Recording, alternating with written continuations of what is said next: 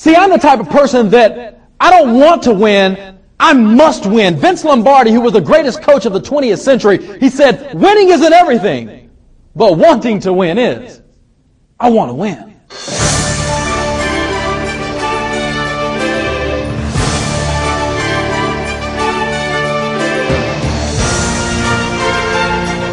Never let a person define what's impossible for you to do.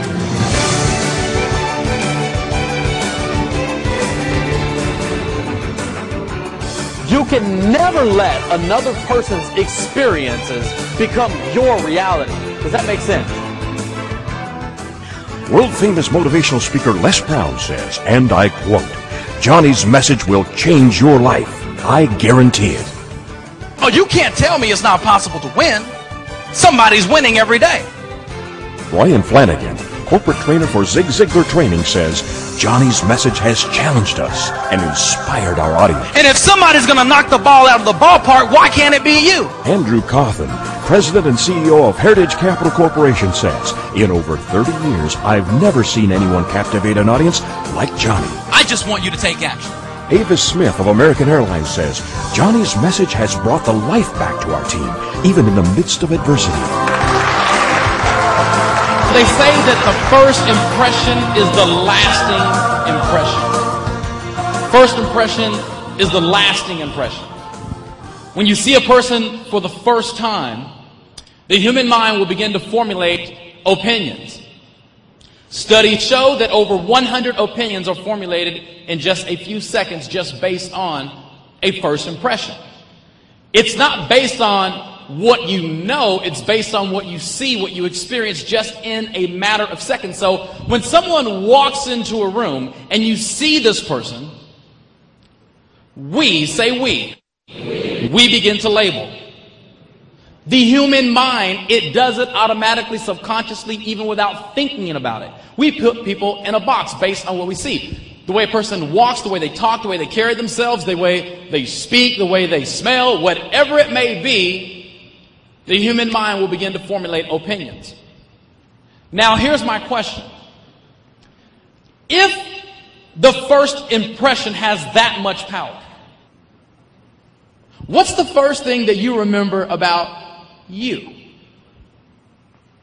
Would that not be your first impression of who you are, what you represent, where you're going, where you come from? The first impression. I'm going to share some personal things about my personal life, and you'll begin to see that there are a lot of things that I can't brag about. But I will tell you this, although I have a lot of mess in my life, my mess has now become my message. And what I do is more of an obligation to give back. To give back and show the world that regardless of your past, it does not have to dictate your future. And in doing that, I want to tell you a quick story.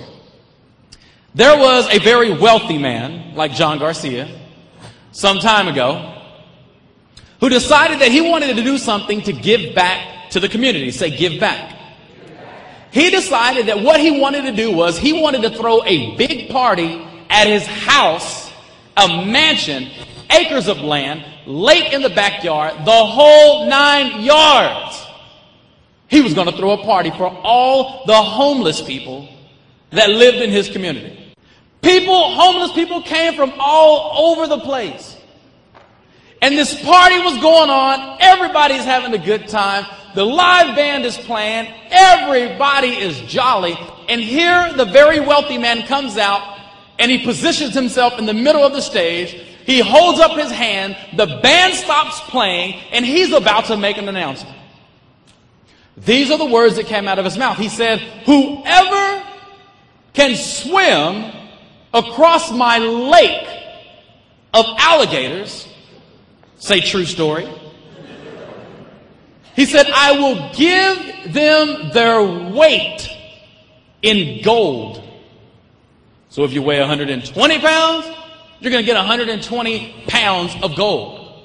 Now, in the midst of him saying this, there was a splash. And everybody turned around to see what was going on, and there was this skinny dude This homeless guy, this poor guy, Dr. Phillips, was shaking it. I mean, he was giving it everything that he had. He was persevering. He was digging deeper than he's ever dug before in anything his entire life. But he knew if he stopped swimming, his very life would depend on it. He was in a sink or swim situation. He had to make it to the other side. Say other side. He was persevering. He was pushing, he was digging, he was fighting, and somehow, miraculously, he made it to the other side. Now everybody's in awe. This poor guy, when I say poor, I'm not just talking about poor because he had to swim across the lake of alligators. The dude was poor because he was broke. So he was poor. But he made it to the other side. He got up, he walked around, everybody's looking, everybody's going nuts. They're wondering, how did he do it? The very wealthy man is standing there with this look on his face like, sir, first of all, I was just kidding. He said, but if you could tell me how you mustered up all this energy, John, if you could tell me how you found this thing inside you that said, I want to live, and you tapped into that thing in such a way that it forced you, it caused you to make it to the other side. If you can tell me how you did that, if you can tell me the recipe of true success like what you just tapped into, I will give you double your weight in gold. And this very poor individual, dripping wet, weighs about $1.05. Looks at the very wealthy man and says, sir, there's no need to bother. Just show me the person who pushed me in the water.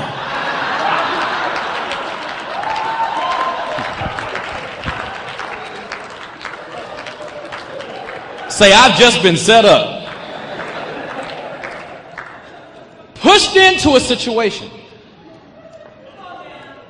It wasn't his fault.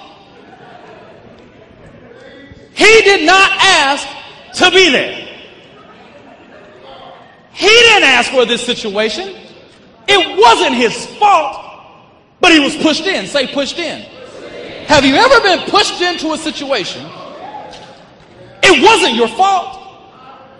But the mere fact that you found yourself in this situation and you're in a life or death situation, a sink or swim situation, regardless of whose fault it is, if you give up, your very life will be at stake.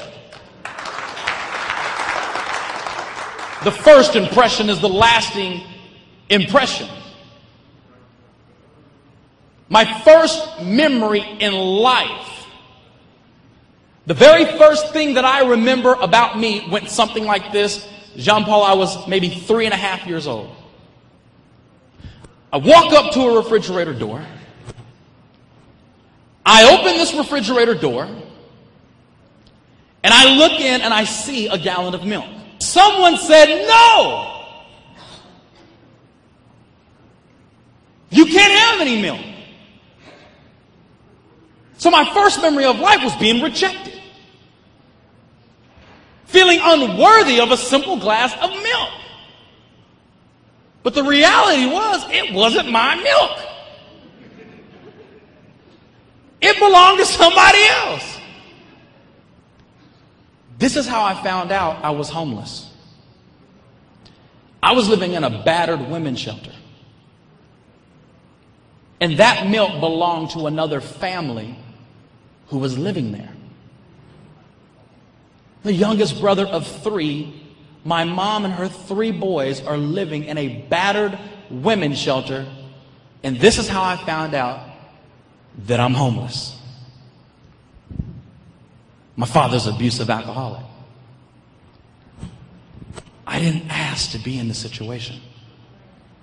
It wasn't my fault. I didn't deserve not to have a home. I didn't ask to have an abusive father. I didn't ask for this. It's not my fault. What did I do? And most people find themselves in a situation, and instead of becoming the victor, we find ourselves being the victim. I want you to listen to a young man that when I met him, I was impressed with his story, where he came from, what he went through.